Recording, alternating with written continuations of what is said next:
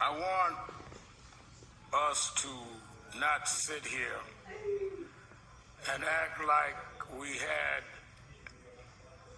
a funeral on the schedule.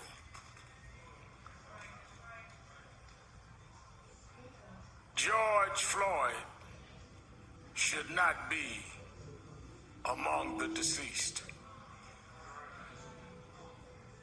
He did not die of common health conditions. He died of a common American criminal justice malfunction. He died because of there has not been the corrective behavior that has taught this country that if you commit a crime, it does not matter whether you wear blue jeans or a blue uniform, you must pay for the crime you commit.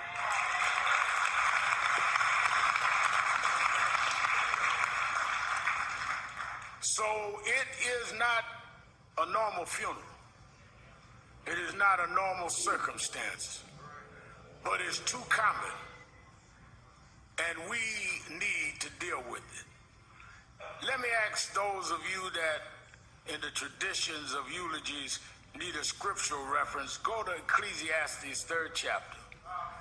First verse says, to everything there is a time and a purpose and season under the heavens. I'm going to leave it there. I saw somebody standing in front of a church the other day had been boarded up as a result of violence, held the Bible in his hand.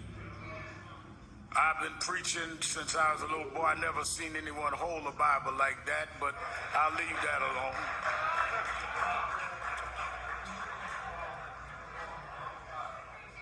But since he held the Bible, if he's watching us today, I would like him to open that Bible.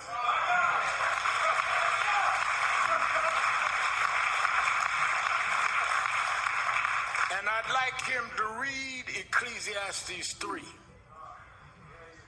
To every season and a purpose. And I think that it is our job to let the world know when we see what is going on in the streets of this country and in Europe, around the world, that you need to know what time it is. First of all, we cannot use Bibles as a prop. And for those that have agendas that are not about justice, this family will not let you use George as a prop.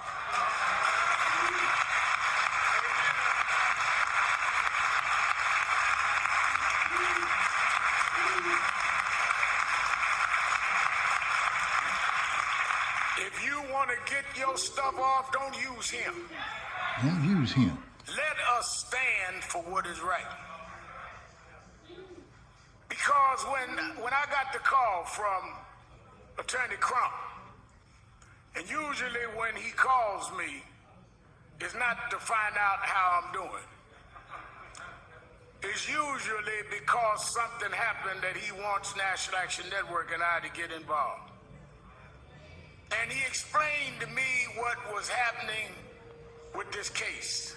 And I'd already heard about it in the media. And immediately I said, well, let me know what you want me to do. He said, whatever you need to do. One of the things, Martin, that I've always had to deal with is critics would say, all Al Sharpton wants is publicity. Well, that's exactly what I want. Because nobody calls me to keep a secret. People call me to blow up issues that nobody else will deal with. I'm the blow-up man, and I don't apologize for that. Because you get away too much with hiding things. Funny, it's talked about y'all putting clothes in the oven to have your clothes dried. Well, I didn't grow up in the third world, but I grew up in third ward. I grew up in Brownsville, and we had roaches. Now, I know Kevin Hart and some of the rich Hollywood folk here don't know what roaches are, but we had roaches, Ludacris. And one thing I found out about roaches is that if you keep the light off, if you're in the dark, That's right. a roach will pull up to your dinner table Amen. and have a 5-course meal. And protein on that. So I learned that one of the ways to deal with roaches is if you cut the light on. I could run them roaches and track them down.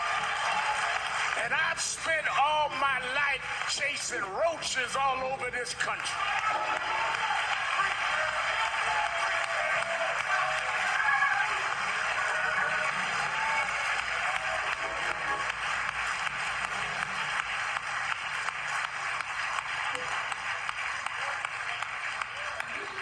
As soon as I talked to the family and got the details and heard that among George's last words was, "I can't breathe," with a knee on his neck, I immediately thought about Eric Gardner. I did the eulogy at his funeral, and I called his mother, and I said, "I know we're not going out because of the coronavirus, but this is so much like Eric.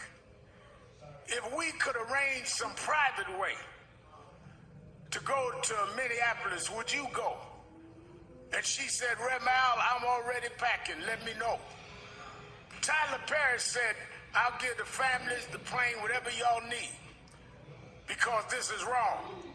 Robert Smith said, "Don't worry about the funeral costs." People across economic and racial lines started calling and getting in. And we flew out here, her and I, last Thursday. And when I stood at that spot, the reason it got to me is George Floyd's story has been the story of black folks. Because ever since 401 years ago, the reason we could never be who we wanted and dreamed to be in is you kept your knee on our neck.